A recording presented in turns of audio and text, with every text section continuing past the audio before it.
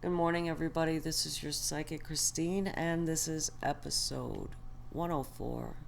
I always want to thank all of my new subscribers, listeners that have stuck with me from the beginning. Thank you all so much and are still around.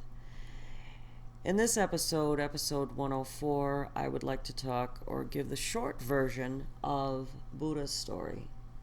And in future episodes, we will start to get into more detail on the subject, how it all applies to us, and how to get on the right path in life. So let us begin.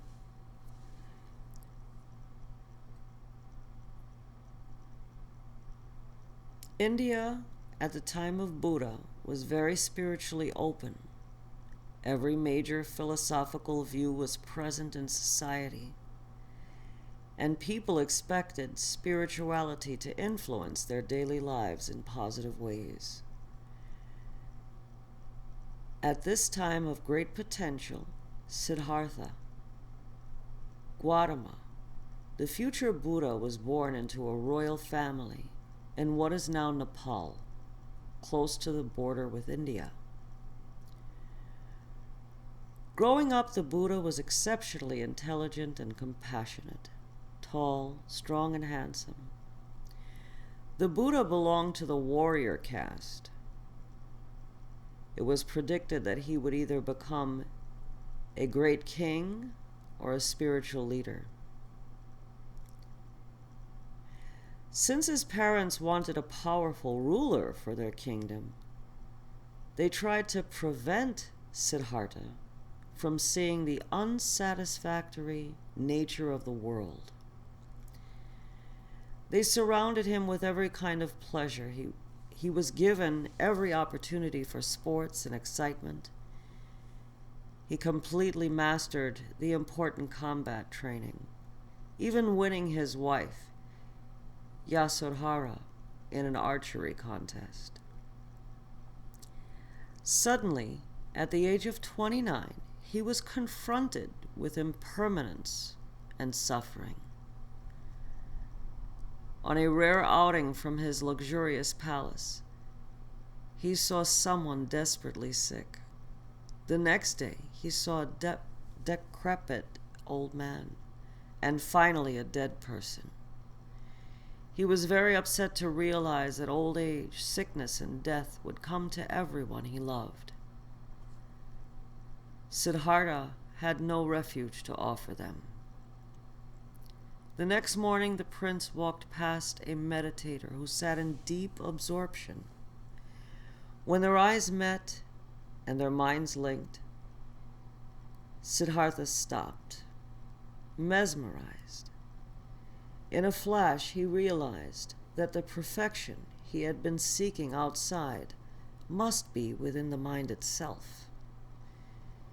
Meeting that man gave the future Buddha a first and enticing taste of mind, a true and lasting refuge, which he knew he had to experience himself for the good of all. The Buddha decided he had to leave his royal responsibilities and his family in order to realize full enlightenment. He left the palace secretly and set off alone into the forest. Over the next 6 years, he met many talented meditation teachers and mastered their techniques. Always he found that they showed him mind's potential, but not the mind itself. Finally, at a place called Bodh Gaya, the future Buddha decided to remain in meditation until he knew mind's true nature and could benefit all beings. After spending 6 days and nights cutting through mind's most subtle obstacles, he reached enlightenment on the full moon morning of May, a week before turning 35. At that moment of full realization, all veils of mixed feelings and stiff ideas dissolved, and Buddha experienced the all-encompassing here and now. All separation in time and space disappeared. Past, present, and future, near and far, melted into one radiant state of intuitive bliss. He became timeless, all-pervading awareness. Through every cell in his body, he knew and was everything. He became Buddha, the awakened one. After his enlightenment, Buddha traveled on foot throughout northern India. He taught constantly for 45 years.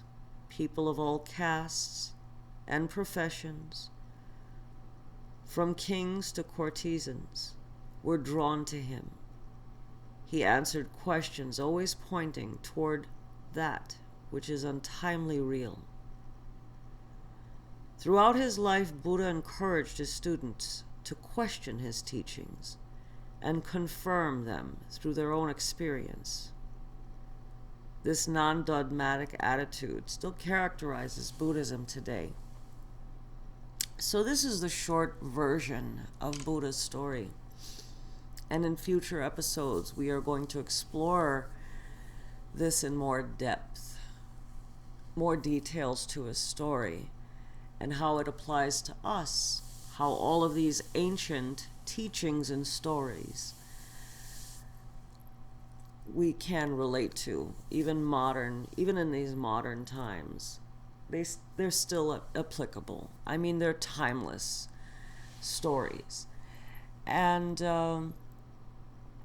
what Buddha had learned through this deep meditation, he was able to separate himself from his mind. So in the story, it's teaching us he wanted to observe the mind, not the potential of the mind. He kind of wanted to get out of his own head and see the mind for what it is, what it does, how it affects us, what's real, what's imagined, getting into our fears and all of this stuff. And in future episodes, we will get into this more in depth, meaning his story, and then we will move on to the teachings of the Four Noble Truths, which can be really eye-opening for my listeners, for all of us. And even till today, thousands of years later, Buddha still has a following because it's a path to enlightenment and kind of a freedom of emotional, mental, and physical suffering. So as I've said in in the last episode prior to this one, we're taking it mind, body, and spirit. Thank you so much for being here and listening to the story of Buddha, and I'd like to wish you all the best of luck. Enjoy the rest of your day.